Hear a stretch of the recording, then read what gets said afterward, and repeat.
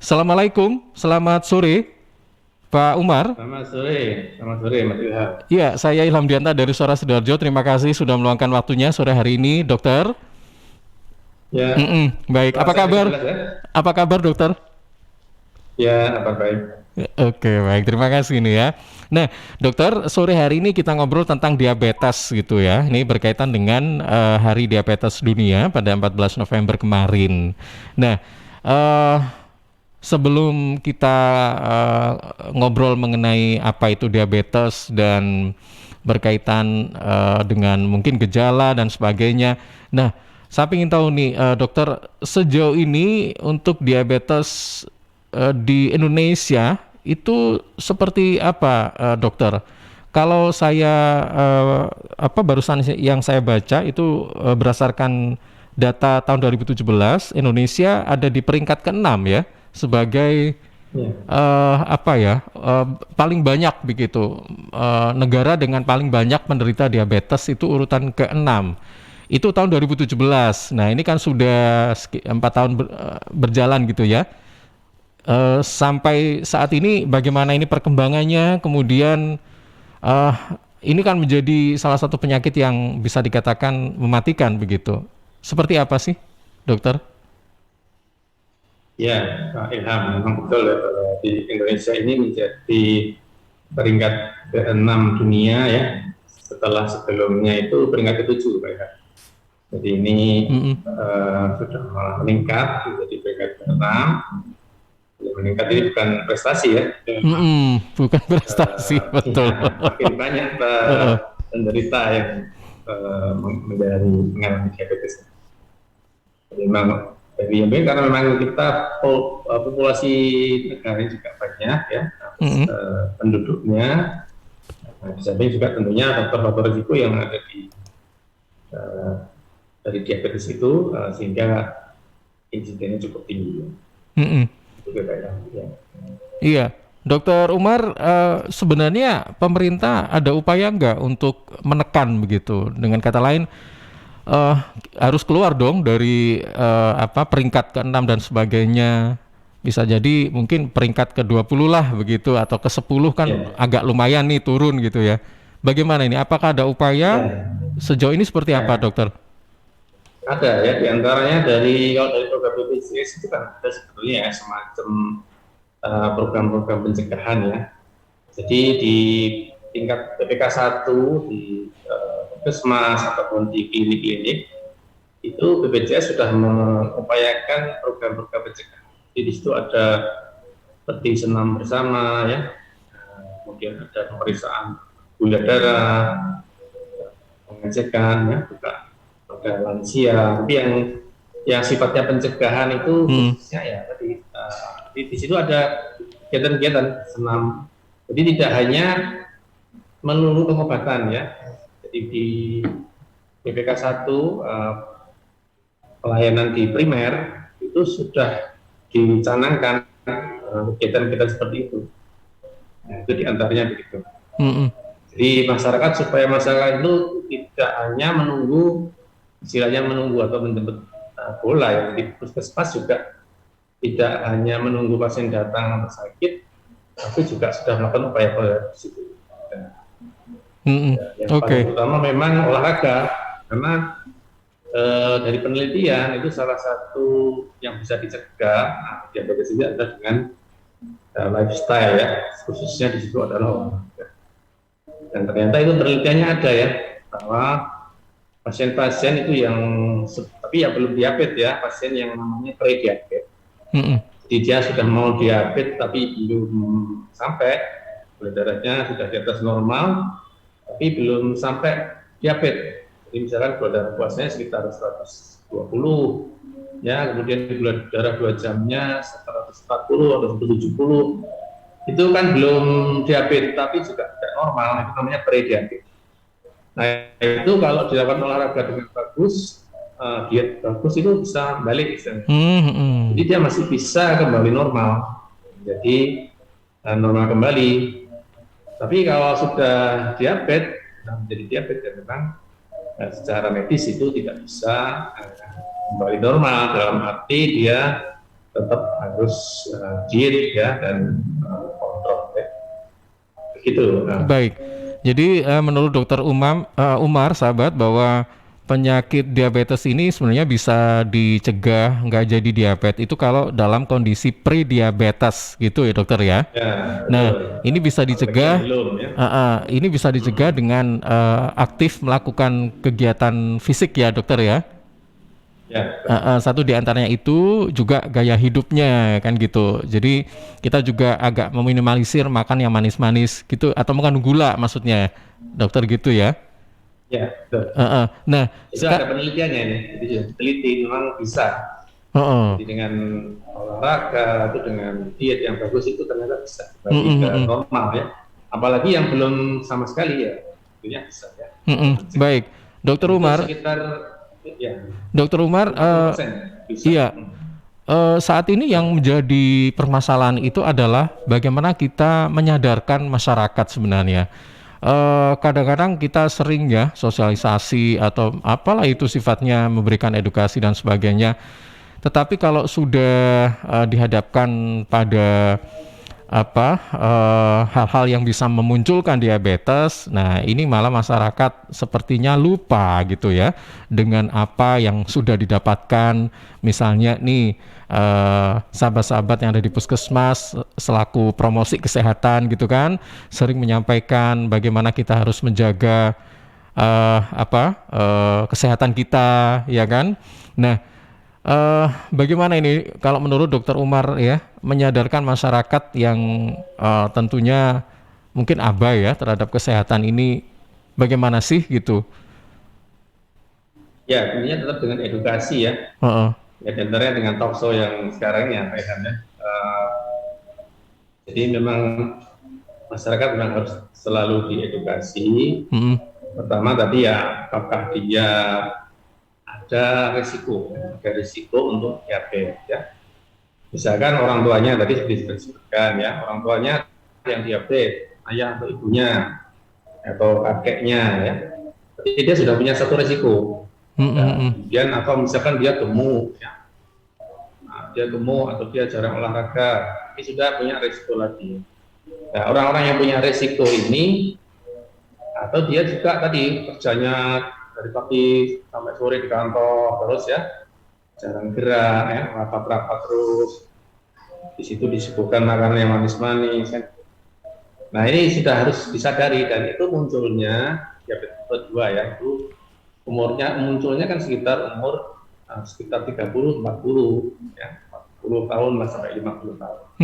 Munculnya di situ. Nah, di situ ketika seseorang itu dalam kondisi yang mungkin puncaknya ya dalam karir ya, mungkin dia sibuk dengan aktivitasnya, bekerja dan sebagainya, hingga tidak disadari dia lupa, dia kerja terus pulang sampai tidur. Nah, baru setelah mungkin muncul keluhan-keluhan, nah itu sudah kondisi sudah terlambat ya, sudah diabetes.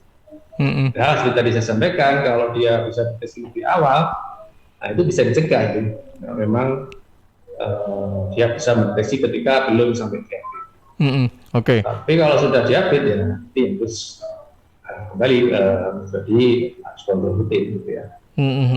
Oke, baik. Ya, Dokter Umar, saya sering mendapat pertanyaan-pertanyaan ya, misalnya ngobrol dengan sesama teman gitu kan, atau ngobrol dengan mereka yang punya riwayat keluarga diabetes gitu ya. Pertanyaan itu yang sering muncul itu apakah penyakit diabetes itu bisa disembuhkan kayak gitu-gitu. Kemudian kenapa sih sekarang itu kok banyak orang kena penyakit diabetes gitu kan?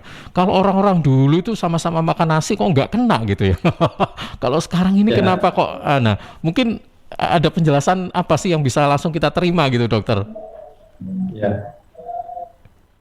Ya, jadi ya itu menjadi pertanyaannya. Kenapa orang dulu aktivitasnya banyak kan?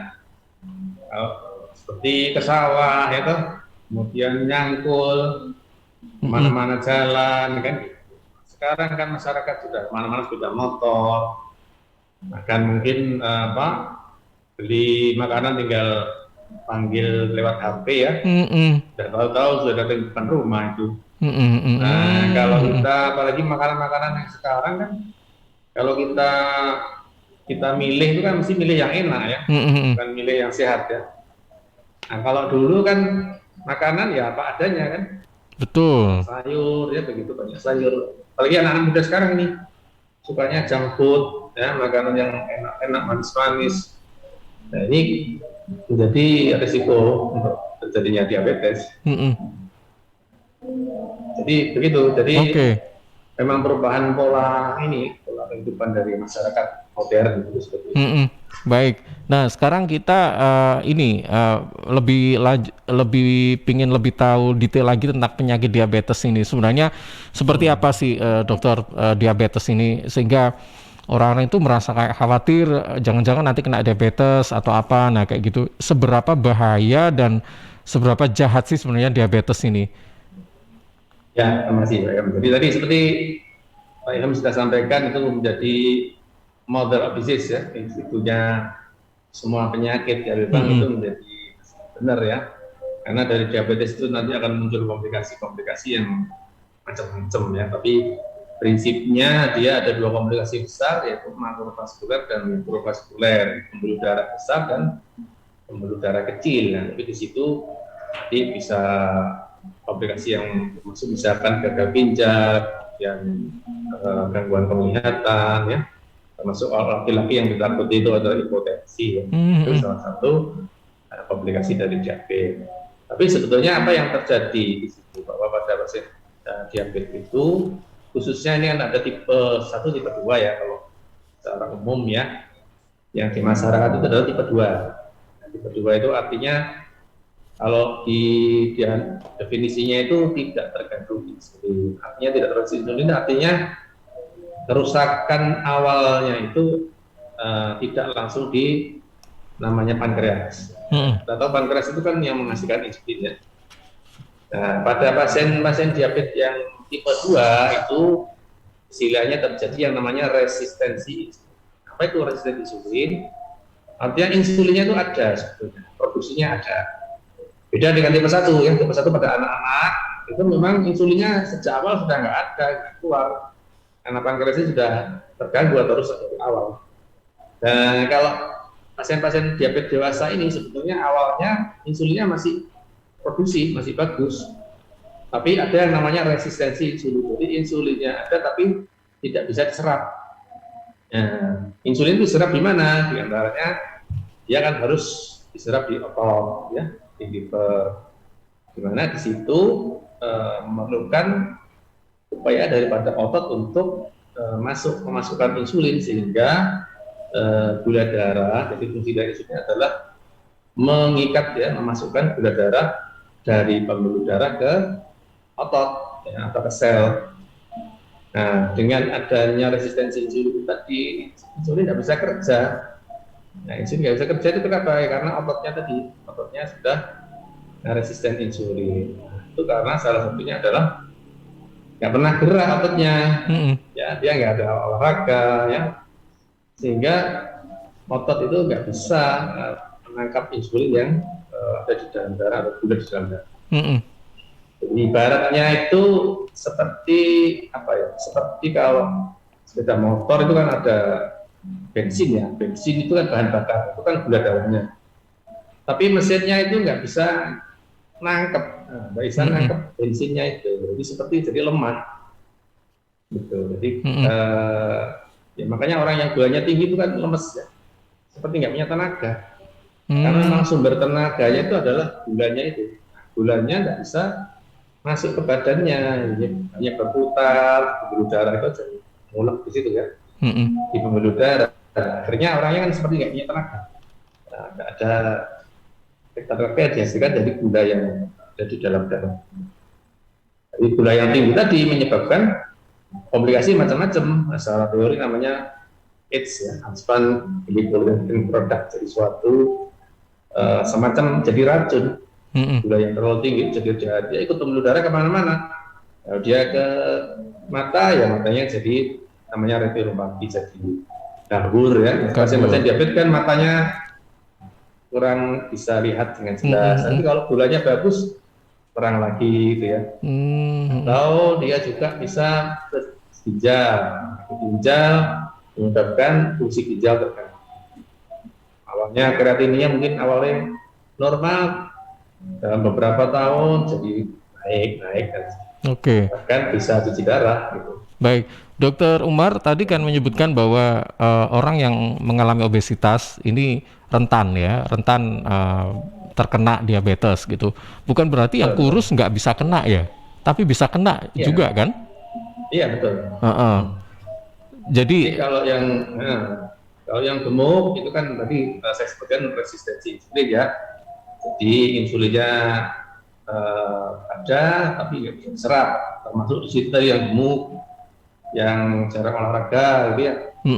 Tapi orang yang kurus pun bisa juga, dia memang dari pankreasnya yang terganggu. Pankreasnya memang sudah produksinya kurang bagus, bisa kemudian bisa menjadi diabetes. Baik, dengan kata lain bahwa diabetes ini maksudnya gini, kita dalam kondisi entah itu kurus, langsing atau gemuk ya, kalau memang kita melakukan hal-hal yang bisa memunculkan itu diabetes ya, mau nggak mau ya suatu saat akan kena gitu ya dokter ya. Ya betul. Jadi itu ada istilahnya faktor risiko. Faktor risiko itu ada yang istilahnya itu bisa dikendalikan, ada yang tidak bisa dikendalikan.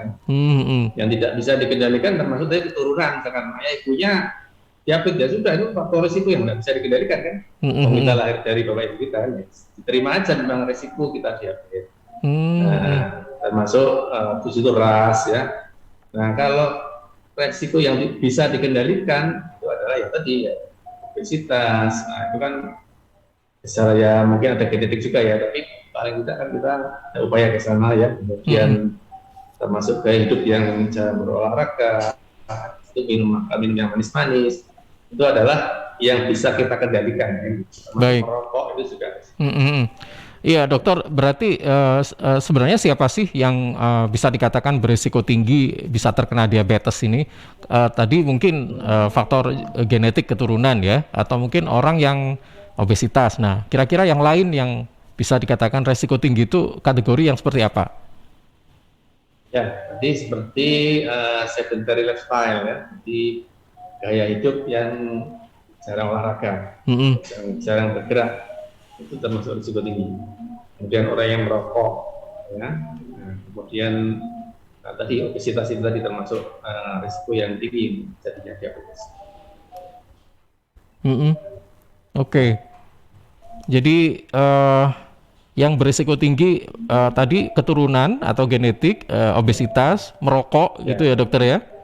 Ya, termasuk juga usia ya. Oh usia? Usia kan sesuatu yang tidak bisa dihindari ya. Jadi seperti yang saya sampaikan tadi kan munculnya kan sekitar 40, 50 ya. Itu faktor usia. Kemudian makanan yang berkolesterol tinggi ini juga risiko. Jadi risiko karena namanya lipotoxicity ya. Jadi makanan yang berkolesterol tinggi nanti juga akan dirubah sebagian menjadi gula juga, sehingga dia menjadi risiko untuk terjadinya diabetes. Oke, dokter. Jadi dengan kata lain bahwa kalau misalnya memang kita sudah ada turunan diabetes, ini sudah tidak bisa dihindarkan ya dokter ya. Berarti kita ya. Iya kan? Itu bukan tidak selalu ya, artinya itu namanya faktor risiko. Jadi faktor risiko itu bukan penyebab, tapi namanya faktor risiko itu kan berbagai faktor. Jadi kita tidak bisa terus kamu pasti diabetes, orang tuamu diabetes, itu juga. Jadi namanya faktor risiko. Ya sama. Banyak penyakit itu memang begitu. Jadi sebab pastinya itu memang sebetulnya tidak diketahui secara pasti. Oke.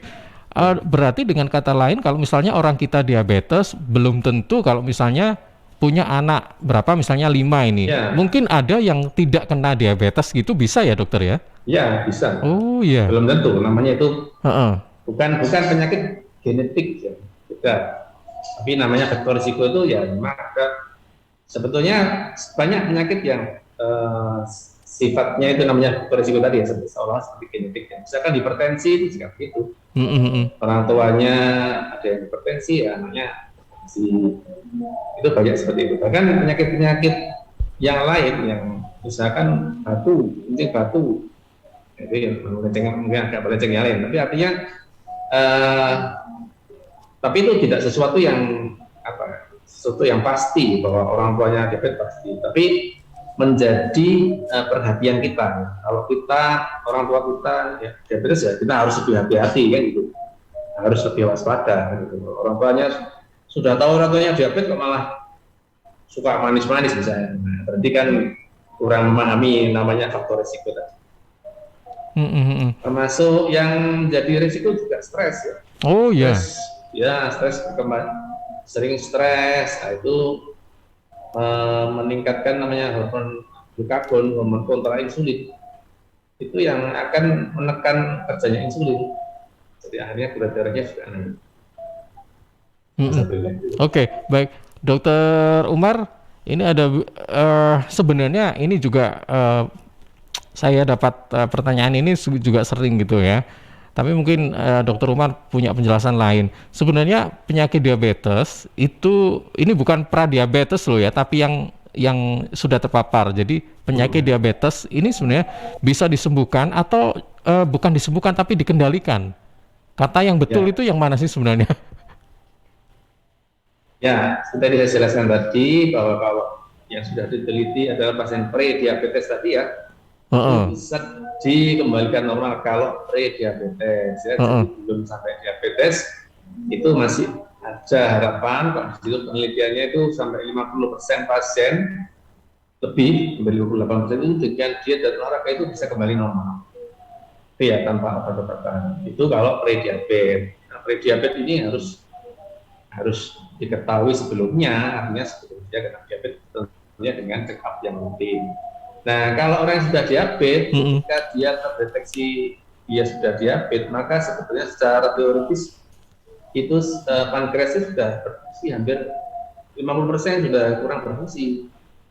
Secara teori begitu. Nah, jadi kalau dia memang sudah terdeteksi diabetes, maka secara medis itu memang yang maaf ya, boleh disebutkan itu memang tidak bisa sembuh, tidak bisa sembuh dalam arti kembali normal seperti dulu tidak bisa. Nah, ini yang harus dipahami oleh pasien. Kadang-kadang pasien itu masih berharap bisa sembuh, ya bisa sembuh. Sehingga ketika ada informasi-informasi di masyarakat, di luar, atau obat yang bisa dikatakan menyembuhkan, nah itu biasanya mereka mencari entah kemana ya informasi biasanya itu informasinya tidak benar ya. Jadi memang pasien tetap mohon maaf tidak bisa juga, tapi bisa dikendalikan ya, tapi bisa dikendalikan. Ini yang harus difahami oleh masyarakat. Kalau memang sudah terkena diabetes ya harus menerima dalam arti ya sudah aku kena diabetes tapi aku harus mengontrol gula darah saya, mengontrol penyakit saya sehingga tidak menjadi komplikasi yang lebih macam-macam. Sebetulnya tidak hanya diabetes, hipertensi itu juga nggak bisa ya sembuh ya, harus dikontrol. Belum penyakit yang lain, misalkan kanker kan juga banyak ya. Cuman karena diabetes ini biasanya masyarakat itu masih belum menerima kalau tidak bisa sembuh itu biasanya tidak. Ya, ini yang sering beredar di masyarakat bahwa diabetes itu yakin gitu loh ya, penderita ini yakin bisa sembuh sehingga kadang-kadang itu sampai di luar nalar dokter, dalam arti apa ya, maksudnya ya kita nggak menyalahkan mereka karena kan ada ikhtiar untuk sembuh ya, tapi kadang-kadang ini misalnya ada tumbuhan X misalnya harus diapakan kayak gitu, percaya ya langsung nah itu mungkin saja nanti akan berdampak bisa tambah parah juga kan pada kasus diabetesnya gitu. Nah, saya ingin tahu nih sebenarnya yang harus dilakukan oleh penderita diabetes ya, cara mengendalikannya itu bagaimana sih dok? Apakah memang kalau mengikuti anjuran dokter kan pasti pengobatan ya kan? Nah, kalau untuk mereka dalam berkehidupan ya, dalam mengatur pola dan gaya hidupnya itu selain mengatur kadar gula dan sebagainya, kira-kira apa lagi? Ya, jadi pertama tadi ya, bahwa stres itu salah satu faktor risiko ya, Hmm. faktor risiko yang menyebabkan gula darah jadi kontrol. Nah, kalau kita sudah kita ngomongnya sudah pasien yang sudah kena diabetes, pertama harus terima dulu, harus menerima istilahnya ya, menerima terlebih bahwa Hmm. dia sakit diabetes. Kalau dia belum terima, itu susah. Di pasien kadang-kadang nggak terima minum obat itu juga istilahnya sambil ngedumel itu, aku harus minum obat terus, kok aku nggak sembuh-sembuh, yaitu kemudian menyebabkan dirinya itu tadi ada faktor stres. Faktor stres menyebabkan gulanya semakin sulit terkontrol. Itu pertama. Jadi harus pertama pasti harus menerima dulu bahwa dia menderita diabetes. Nah, setelah dia menerima, dia mulai merubah lifestyle-nya karena sesuai protokol dari Badan Kesehatan Dunia itu tetap lifestyle dulu. Jadi bukan langsung obat ya, bukan langsung obat. Hmm. Kalau mungkin dia masih awal bisa saja. Ada beberapa pasien itu dengan dia diet bagus, kemudian olahraga bagus, itu bisa. Ada yang bisa terkontrol dengan itu saja tanpa obat. Itu ada beberapa pasien itu, tapi memang tidak banyak ya. Beberapa pasien itu karena dia juga terdeteksi lebih awal, dia bisa diet dan olahraga bagus, itu bahkan awalnya dengan obat, kemudian setelah dia diet olahraga ketat, itu obat bisa diturunkan dan bahkan bisa tanpa obat. Nah, tapi tanpa obat ini bukan berarti bahwa dia sembuh, bukan, dia bukan. Tapi dia terkontrol, bisa bahkan tanpa obat. Oke, baik. Dokter Umar, ini tadi kan menyebutkan aktivitas fisik ya, dengan kata lain bahwa orang yang minim atau jarang melakukan aktivitas fisik bisa jadi ini rawan terkena diabetes begitu kan. Kemudian yang kena diabetes pun disarankan untuk melakukan aktivitas fisik. Nah, kira-kira ini apa cara beraktivitas fisik bagi yang belum terkena dengan yang sudah terkena diabetes itu bagaimana sih? Dan aktivitas fisik ini berupa apa begitu? Kalau misalnya apakah disarankan cukup jalan kaki saja misalnya nih ya, atau mungkin cukup lari, atau mungkin yang lebih berat-berat lagi, atau seperti apa? Ya, jadi aktivitas fisik ini kan tergantung dari individunya ya. Tentunya dengan melihat dia apakah dia punya risiko, dia punya penyakit yang lain, apakah dia punya hipertensi, pasien yang gemuk atau tidak, ya kurus. Nah, misalkan kalau gemuk, kan tentu kita tidak menyarankan lari ya. Dia lari, sebelumnya tidak pernah lari, disuruh lari, malah lututnya bisa namanya apa? Osteoartritis ya, peradangan di sendi lutut, karena dia harus menahan berat badannya yang sudah berat. Nah, jadi, tapi secara umum olahraga yang dianjurkan adalah namanya aerobik ya. Aerobik itu, nah, contohnya seperti kalau jalan itu jalan cepat, brisk walking ya, jalan cepat, kemudian sepeda dan berenang. Jadi olahraga yang dianjurkan itu sifatnya harus continue. Continue di sini frekuensinya sekitar 3 kali seminggu atau bahkan bisa sampai 5 kali seminggu. Kalau 3 kali itu durasinya sekitar 30 menit. Dan di luar pemanasan dan pendinginan ya, sekitar 5 menit pemanasan, pendinginan 5 menit, olahraganya 30 menit. Itu kalau dia 3 kali seminggu. Kalau dia 5 kali seminggu bisa lebih berkurang lama durasi olahraga. Jadi yang penting itu olahraga itu sedikit tapi sering. Continue gitu dokter ya? Iya, kadang-kadang kita kan seminggu sekali tapi dihabis-habisin ya olahraga sehari minggu berjam-jam olahraga sampai bisa-bisa itu tidak efektif. Yang efektif itu olahraga yang sifatnya berarti frekuensinya sekitar 3 sampai 5 kali dan sifatnya aerobik. Oke, jadi teratur ya dan teratur continue gitu dokter ya? Ya. Baik. Nah, saya ingin tahu juga nih mengenai ini, apa sebenarnya penyakit diabetes ini bisa memunculkan satu keadaan darurat yang serius, misalnya kayak jantung gitu kan, tiba-tiba Kayak gitu. Kalau diabetes itu karakternya seperti itu atau gimana, dokter? Ya, kalau kondisi yang gawat daripada diabetes itu ya gula darahnya terlalu tinggi atau terlalu rendah. Kalau gula darahnya terlalu Hmm, rendah, namanya hipoglikemi. hmm, Misalkan dia sudah minum obat, atau mungkin dia malah sudah pakai insulin, tapi dia misalkan lupa makan, atau mungkin takut makan, ya. Saya salah persepsi ya. Karena takut gula tinggi itu tidak mau makan, ya. Padahal obatnya diminum, dia pakai suntik. Atau dia sakit diare, misalkan tidak mau makan, bisa ngedrop gula darahnya, bisa hmm, sangat rendah, bisa tidak sadar. Atau gula darah terlalu tinggi, hmm, mungkin tadi dia tidak potong dengan baik, mungkin lama makin tinggi, ya dia gula darah tinggi tidak bisa tidak sadar, bisa juga napasnya sesak, namanya dengan ketoasidosis ya, atau bisa koma asidosis. hmm. Baik. Iya, dokter, satu pertanyaan lagi sebelum kita akhiri gitu ya.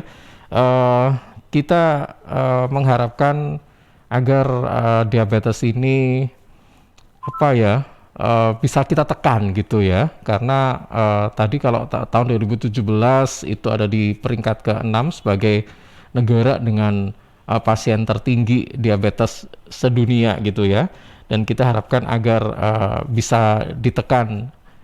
Dan tentunya untuk membuat ini terwujud itu kan pasti harus ada sinergi gitu ya, dari masyarakat, kemudian dari pemerintah, swasta ya, atau dari kita sendiri, ini yang paling awal. Nah, kira-kira untuk bagaimana kita mengantisipasi atau membuat ini terwujud begitu ya, bagaimana ini menurut Dokter Umar?